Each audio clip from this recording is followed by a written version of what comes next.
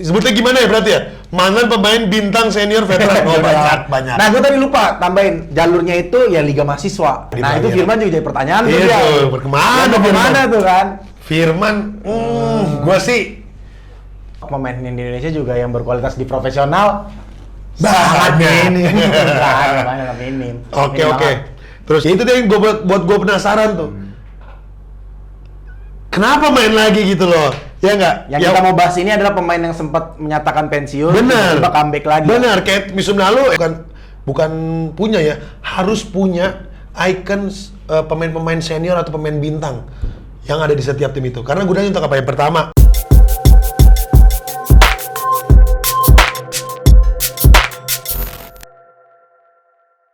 Oke, what's up boys? Welcome back to Brikos Basketball Podcast. Masih bersama gua Edo Eke The Tank and my partner the one and only Mr. Problem. Udah tebak the problem. Menjadi ini gue ya? Cheers dulu kita. Mulai awal. Walaupun air putih kelihatan. Air putih apa whisky? Gue whisky deh air putih ini. Emang ada? Ada dong. Kok lu nggak ngajarin buat basket Indonesia sih minum-minumannya kayak gitu? Enggak, ini buat bagaimana lu bisa ngegocek lawan-lawan. Wih, bola. Gimana bro? Ais. Kita mau bahas apa nih hari ini? Kita ngebahas yang santai-santai aja, tapi lebih mendalam. Santai tapi mendalam. Ini yang bikin beda dari channel-channel lain. Nggak, tadi gue sebelum itu gue mau nanya dulu, tadi lu kayak gini-gini itu maksudnya apa nih? Harus ada detengnya itu? Ya iyalah kalau gue udah pakai baju ini karena yang lo tau semua lah. Deteng ini kan habis juara One Streetball nasional. Itu mulu. Dengan kondisi hujan, nggak bisa gocek-gocek, jadi semua didorong. Iya. Jadi pasti menang. Bener. Karena lo tabrak-tabrakin gak ada yang bisa nahan. Oke, yuk kita mau bahas tentang update basket ya pastinya, basket Indonesia lah, kita basket lokal lah kita bahas. Karena nggak ada ini ya, kayak kurang wadah. Kayak gitu kan. Lalu kayak platform basket di yang ada tentang nasional tuh kayaknya jiplak gitu. Mungkin seperti biasa kita update transfer pemain dari IBL.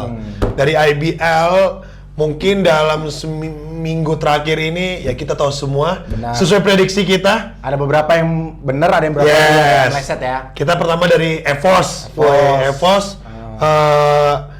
Daniel Wenas, Mabrodi.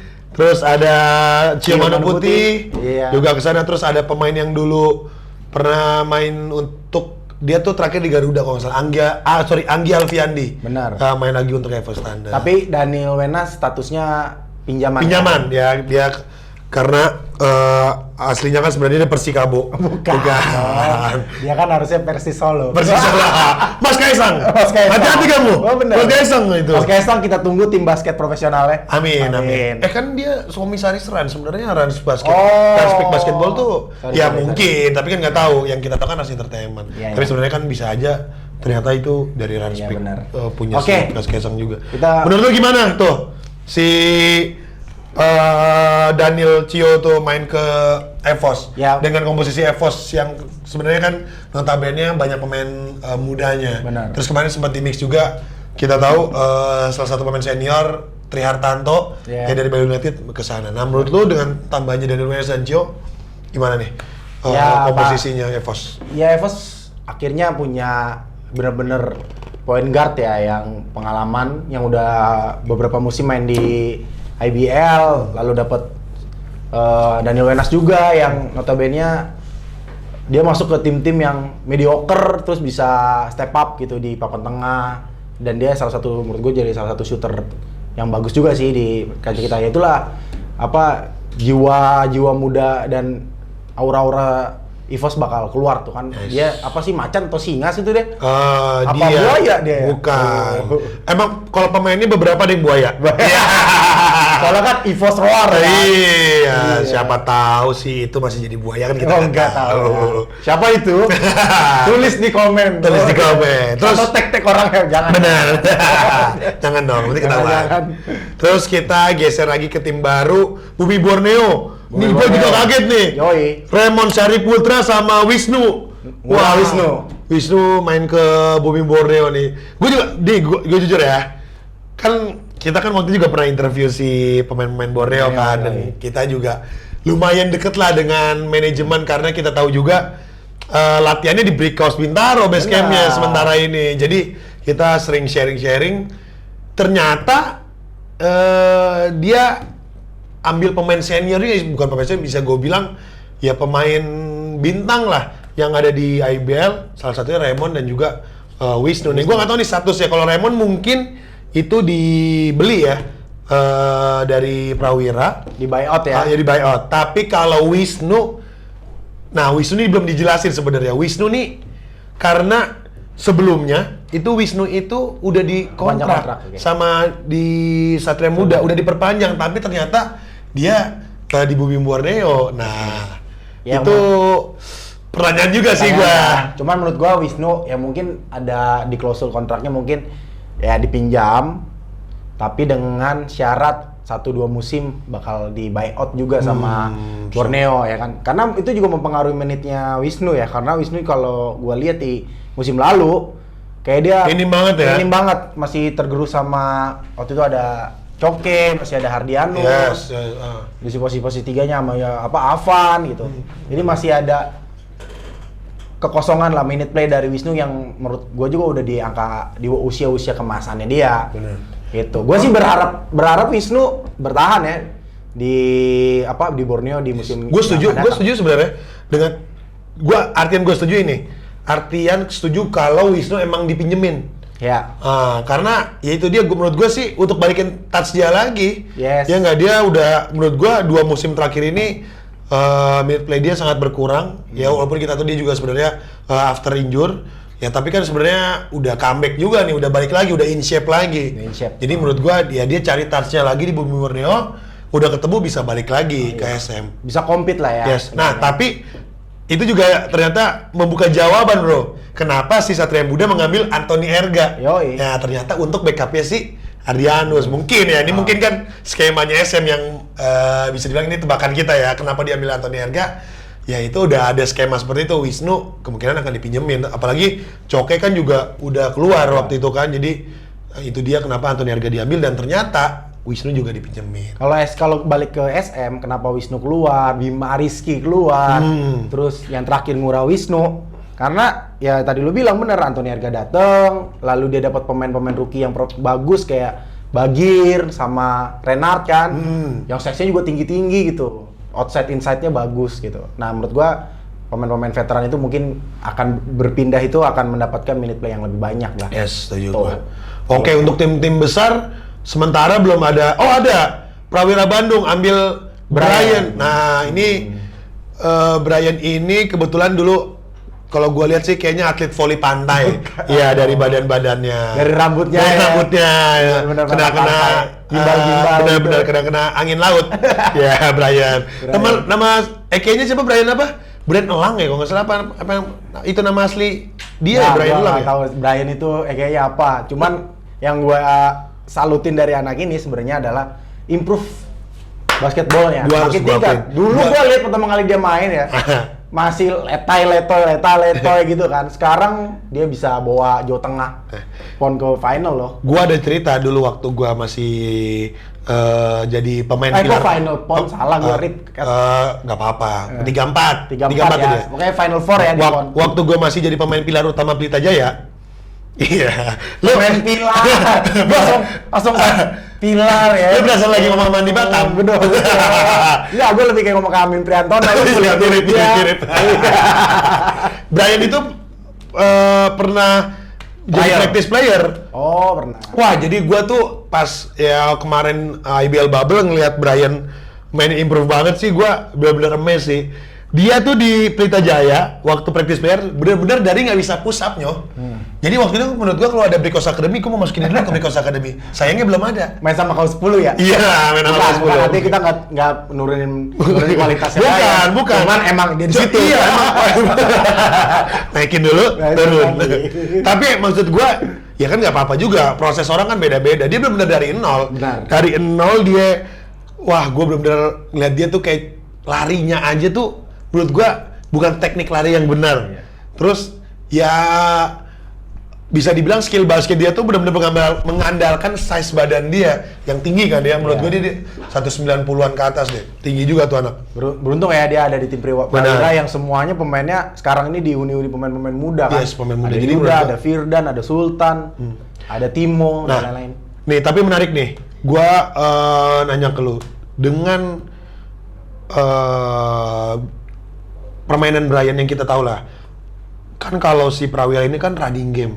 Bisa dibilang tuh mainnya cepet. Apalagi sekarang sama coach David Singleton. Itu gue lihat tuh mainnya running game. Gue berapa kali lihat highlights-nya.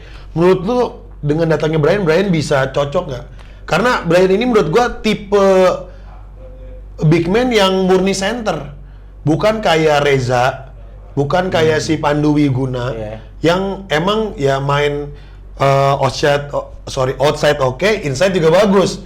Gitu loh. Jadi menurut lu gimana? Dia bisa ngikutin nggak? Kalau menurut gue karena di usia yang Brian juga masih muda ya, menurut gue itu jadi salah satu kunci baru lah, salah satu andalan baru dari Prawira, punya big man besar. Brian masih muda. Gue yakin juga pasti coachnya akan banyak kasih adjustment yang sesuai dengan role-nya si Brian mainnya. Yes. Dan pasti cocok gitu sama cara mainnya Prawira. Oke, dan terus dengan datangnya Brian ternyata Firman kontraknya selesai. Nah, itu Firman juga jadi pertanyaan tuh dia. dia. Berkemana tuh kan? Firman, gue sih kayaknya sih ya, kalau menurut gue sih Firman bisa ke Evos. Karena situ ada Coach Andre. Benar. Waktu itu kan Firman juga sempat sama Coach Andre. Ya. Lalu Firman itu waktu di CLS kalau nggak salah ya, dia kan sempat sama si Coach Ricky juga. Nah, sedangkan Coach Andre sama Coach Ricky di coaching staffnya Evos nih. Evos, yes. Nah, jadi kemungkinan sih bisa aja. Karena gue lihat juga belanjanya si Evos belum banyak nih bro. Belum. Ya belum banyak. Dia kan kemarin ngambil banyak pemain rookie sama undrafted-nya kan. Undraftednya. Ya karena emang stok pemain di Indonesia juga yang berkualitas di profesional Banyak. minim. Oke. Terus tim-tim besar juga belum ada lagi, belum update. Terus Ragil yang kita tunggu-tunggu belum ada di session juga nih. Penasaran gua tuh udah berapa kali tuh DM dia kode-kode. Tapi gue boleh nebak nggak sih? Boleh dong. Kalau feeling gue ya, ini gue juga nggak tahu nih di pembahasannya, tapi kayaknya Ragil itu cocok dengan karakter permainannya Ebos deh. Coach Ebos di West Bandit. West Bandit. Kemarin tuh beritanya hangatnya di West Bandit. Gue yakin sih kalau misalnya Ragil ada di karakter Ebos yang kuat di outside inside-nya, Ragil cocok di situ. Yes. Gitu. Daripada kalau yang di Pelita Jaya sekarang lagi permajaan lah ya. Sekarang Pelita Jaya pemainnya muda-muda semua. Dan itu mungkin bagus juga buat pemain-pemain senior pindah-pindah timnya untuk ngebantu lah. Yes. Nah, kalau tadi kita ngebahas pemain-pemain yang memang aktif di IBL-nya. Benar. Yes, aktif di IBL dan dia pindah-pindah lah istilahnya ke IBL untuk musim depan. Nah, yang makin menarik, brother, ternyata di IBL season ini banyak pemain-pemain veteran senior, bisa dibilang pemain bintang, comeback lagi nih setelah berapa tahun pensiun. Benar. Ya, kita bisa ambil contoh, kita udah tahu semua Saverius. Yes. Balik lagi ke Dewa United, main lagi. Terus ada Ahmad Junaidi ke Bumi Borneo. Lalu ada Mario Grungan, sudah dikenal juga ke Tangerang Hawks. Yes. Lalu ada siapa lagi nyo? Setahu itu kita baru 3. Baru 3 ya? Baru 3 yang terupdate. Tapi kalau misalnya pemain-pemain yang senior masih main kayak ada Rally Pratama yang udah senior main di Tangerang Hawks. Tapi sebenarnya kalau Rally itu kan hitungannya ya dia dari Bima Perkasa masih aktif sih sebenarnya, bisa dibilang pemain aktif. Ya itu dia yang buat gue penasaran tuh. Kenapa main lagi gitu loh? Ya nggak? Yang kita mau bahas ini adalah pemain yang sempat menyatakan pensiun, bener, tiba comeback lagi. Bener, kayak musim lalu ya ambil contoh ada Koming main lagi. Iya. Ya tapi walaupun ternyata dia masih bisa compete nih dengan pemain-pemain muda. Ternyata di tahun ini ada lagi ya nggak, Saverius, Mario Grungan, lalu Ahmad Junaidi main lagi. Kayak gini yo, kalau gua lebih lihat dari sisi kompetisinya ya. Berarti kalau pemain yang dulu sempat pensiun di usia muda terus comeback lagi, berarti kan di kompetisinya ini ada sesuatu hal yang menjanjikan buat mereka. Nah, Ya kan? Atau ada beberapa faktor. iya, pastinya. ada faktor yang itu. Tapi gue seneng juga kalau emang itu jadi jadi salah satu faktor yang menentukan mereka main lagi di liga. Gue sih senang banget, berarti liga kita itu sekarang udah menuju ya, belum tapi menuju ke industrinya. Gitu. Dan gue berharap sih pemain-pemain itu juga bisa compete lah ya. Kalau compete sih masih bisa compete lah. Tapi yang terpenting adalah kalau mereka hadir di liga kita untuk pemain-pemain muda khususnya bisa belajar lah banyak ya. Tapi gue mau tanya nih Nyo, yang menurut gue kayak ngeprank mulu nih dari kemarin-kemarin ya. Saperius nih, pensiun karena cedera dari aspak, tiba-tiba ditawarin sama PJ, main lagi pensiun lagi, tiba-tiba ada Dewa muncul lagi. Nah itu menurut lu gimana tuh Nyo? Labil kah atau bingung kah dia mau apa yang Gua nggak dikerjakan? tahu ya.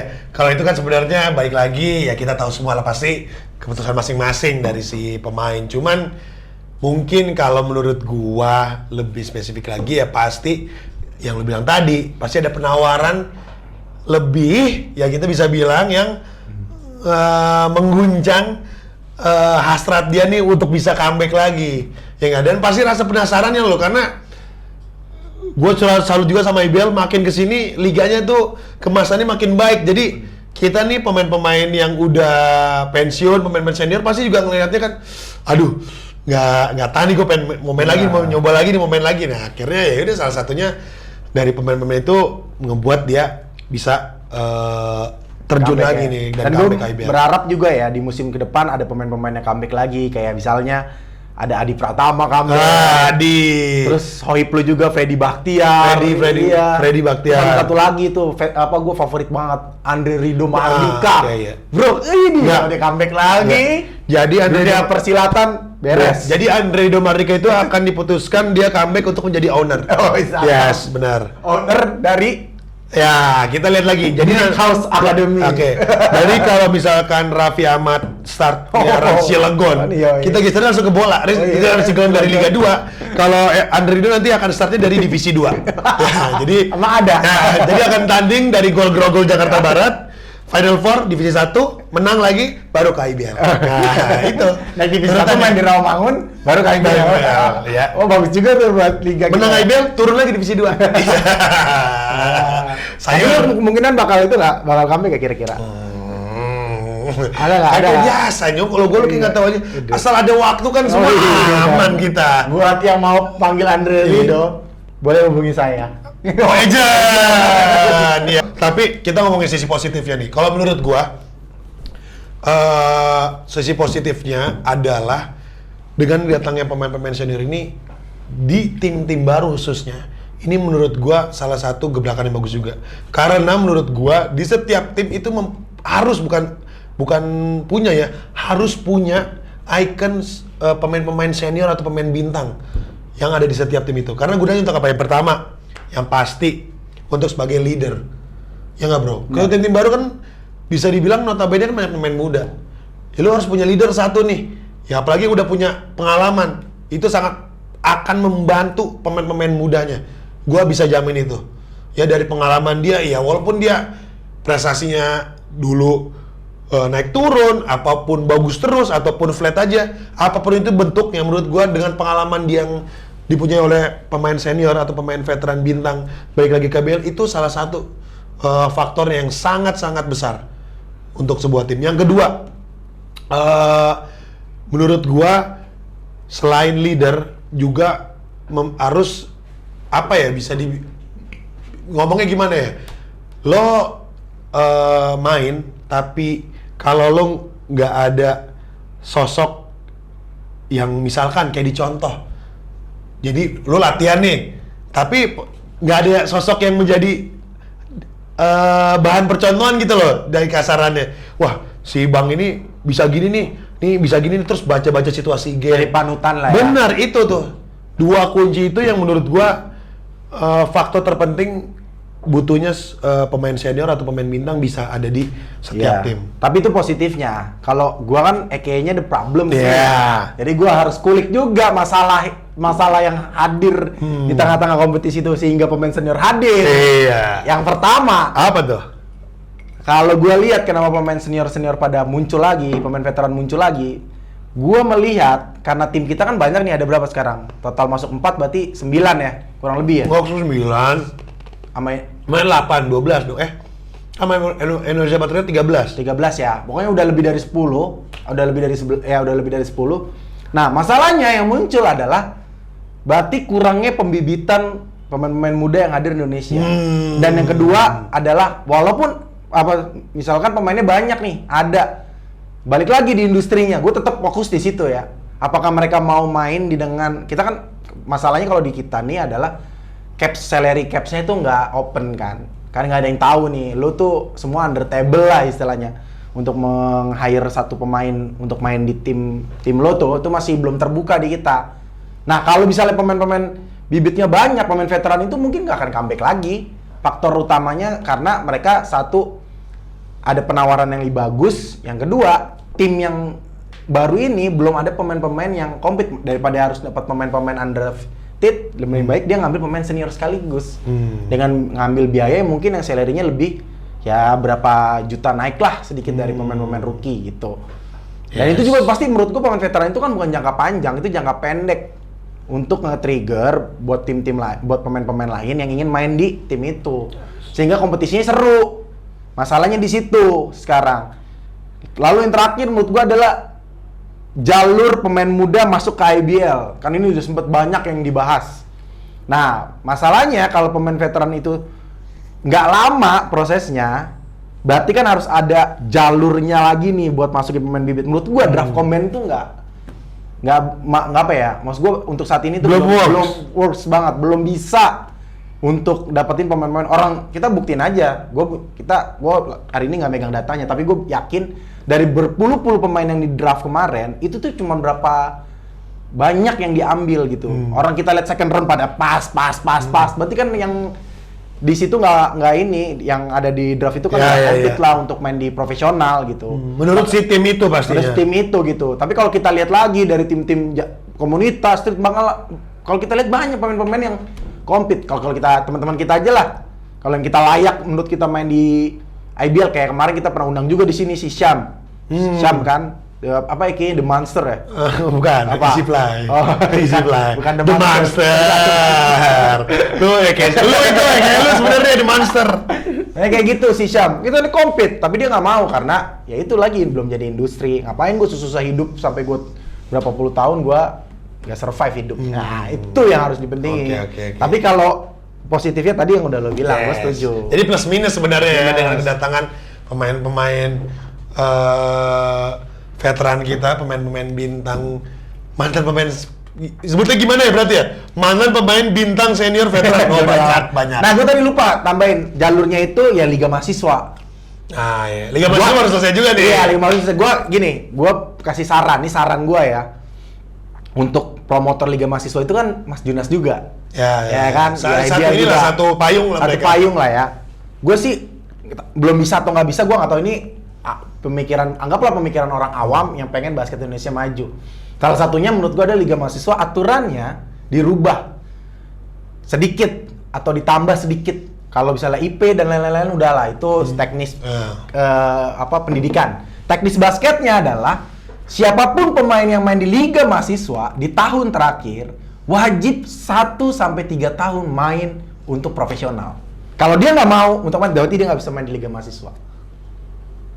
Worse gak menurut lo? Karena kalau mereka gue ngapain di draft, terus gue nggak dapat temen. Nah, yang kedua, kalau dia nggak dipilih, ya kalau dia nggak dipilih boleh dia nggak dipilih boleh main buat tim lain atau dia ya udah nggak main di liga profesional, beruntung gitu. Cuman pemain-pemain yang potensial yang nggak mau main di liga profesional, tapi dia bermain di Liga Mahasiswa maksudnya. Di Liga Mahasiswa. Okay. Kan kita jelas ya, kayak gini nih. Jadi proses selanjutnya setelah masuk jalur itu kan draft combine namanya. Di draft combine itu lalu akan keluar 10-20 pemain terbaik dari kompetisi Liga Mahasiswa. Yang sudah di draftin kayak misalnya NBA misalnya, Filipina dan lain-lain kan udah ada 1 2 3 4 5 6 7 8 10. Sehingga tim-tim yang ada 13 ini bisa memilih draft dari combine 1 sampai 13 untuk pemain muda itu. Tapi gue sebenarnya sih kalau itu kan menurut lo, kalau menurut gue lebih setujunya ya pakai sistem NBA sih gue, beneran. Jadi ya tuh pemain-pemain dari high school, lo lulus, ya lo masuk ke kampus-kampus deh tuh, mau D1, D2, D3. Nah, tapi kan fokusnya pemain draft rookie CNB itu kan sebenarnya dari kampus-kampus D1 kan, Divisi 1. Menurut gua, ya udah, kita kan belum ada nih. Belum. Ada tapi berubah. Ada sebenarnya kalau gua nggak salah itu cuma ada di Libama DKI Jakarta. Itu cuma baru yang ada tuh di Libama doang. Jadi divisi 1, divisi 2, divisi 3. Nah, kalau untuk liga mahasiswanya belum ada. Jadi secara keseluruhan tuh masih dicampur. Benar. Nah, jadi gua maunya kalau saran gua ya sama kayak lu nih sebagai orang awam yang mau basket Indonesia maju. Tapi nggak bisa lu nggak jadi orang awam. Lu kan udah pernah di profesional. Iya, itu dia. kan ini sudut pandang lu sebagai pemain yang udah pensiun. Oke. Sebutannya ya. Iya. Gua setuju sebenarnya kayak NBA tadi. Jadi itu dari anak-anak SMA lulus itu dia langsung masukin ke kampus-kampus yang emang akan bertanding di Liga Mahasiswa. Dari situ tuh lu mau main setahun kek buat Liga Mahasiswa, lu mau main 2 tahun kek, terserah. Yang penting lo dari situ udah langsung wajib untuk kedaftarin ke draft rookie. Ya, berarti kan kalau itu maksudnya jadi nanti ada tim scouting lah. Ya, tapi kan itu berarti balik lagi ke tempat-tempat ke kampus-kampus lah ya. Nah, iya. Masalahnya problemnya nih kalau di kampus kita nih di Jakarta khususnya mungkin paling banyak lah ya di Jakarta yang kayak Trisakti, Perbanas gitu ya, mungkin Binus, terus Untak, STBP itu yang ngasih beasiswa full. Tapi kalau di luar-luar kan masih sedikit. Nah, maksud gue tuh harus lebih merata juga ya. Itu PR-nya. Menurut gue itu PR-nya. Jadi berarti instansi pendidikan tuh pendidikan tempat-tempat pendidikan itu harus ngasih wadah untuk yang non akademisnya ya. Nah, sebenarnya instansi pendidikannya sebenarnya diem aja. Si promotornya ini yang harus gerak. Ya lo yang harus ngejar bola nih. Lo harus yang jemput bola. Ya enggak, lo kerjasama lah sama dinas pendidikan Kementerian Pendidikan. Ya lo akhirnya habis itu baru nyebar ke kampus-kampus yang emang ya mau jago basket kayak apa yang nggak ada basketnya tadinya dibentuk jadi ada tim basket tapi kasih beasiswa semua. Nah dari situ tuh baru diambil tuh pemain-pemain rookie itu bisa main. Tapi saran kita kayak maksa ya. Harus maksa main profesional. Ya kalau menurut gua itu sih kalau emang kita mau sama-sama maju. Udah kebukti kok bro. Ya Amerika walaupun emang udah berapa ratus tahun lalu dia udah dari kenal basket ya, tapi ya jalan kan akhirnya. Filipina juga udah ngelakuin itu juga. Jadi nanti kalau udah berjalan itu semuanya, kita punya angka usia pemain yang pensiun rata-rata di angka 33, di 35. Tapi yang kita lihat kan di sini 29 udah pensiun, 27 pensiun, 31 pensiun. 27 siapa 27 tadi? 27 siapa ya? Freddy. Oke. Yeah. Jadi semoga saran kita didengar brother ya. Iya. Ya enggak? Ya mau denger nggak didengar sih. Ini masukan kita ya, semua gunanya sih kita ngomong gini pastinya untuk kemajuan basket Indonesia bersama pastinya. Dan kita juga kemarin habis ngerayain Perbasi 70 tahun ya. Yeah. Selamat 70 tahun Perbasi. Tepuk tangan dong weh. Lu kenapa lu? Wah, Perbasi 70 tahun harusnya udah lebih baik dari. Wah. Kalau gue langsung gitu aja. Iya. Buat sohib-sohib gue yang ada di sana. Iya, emang jadi sohib. Lu tadi nggak tepuk tangan lu, sekarang bilangin sohib. Buat sohib-sohib gue yang ada di sana, ya mudah-mudahan ya. Thank you ya. Siap, Jan. Seru juga kita ternyata hari ini. Ya semoga bisa menghibur dan memberikan informasi terupdate untuk basket Indonesia para fans dan viewers Brikos. Oke, thank you buat teman-teman yang udah nonton episode kita kali ini. Jangan lupa saksikan kita terus setiap hari Sabtu jam 7 malam hanya di Brikos Media. Dan jangan lupa ikutin Instagram kita @brikosmedia.id. Oke, bowlers, see you next episode. Bye. Bye.